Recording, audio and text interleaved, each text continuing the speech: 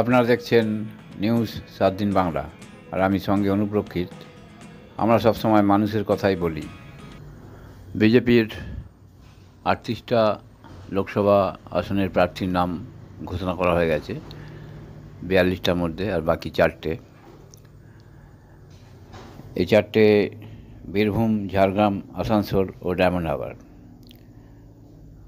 মোটামুটি আমরা সম্ভাব্য একটা নাম পাচ্ছি, 4টের কনফার্ম নয়, তবে এই নামগুলো প্রার্থী হতে পারে।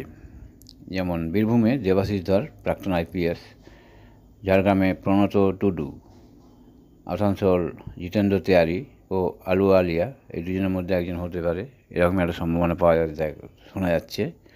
আর ডায়মন্ড হারবার কৌস্তব বাগচি, সোনালী গুহ, শঙ্কুদেব পণ্ডা, এই 3জনের মধ্যে একজন। এবার দেখা যাক ওনারা ফাইনাল লিস্ট বেরোলে কি হয়। প্রতিবেদন নিউজ 7 দিন বাংলা।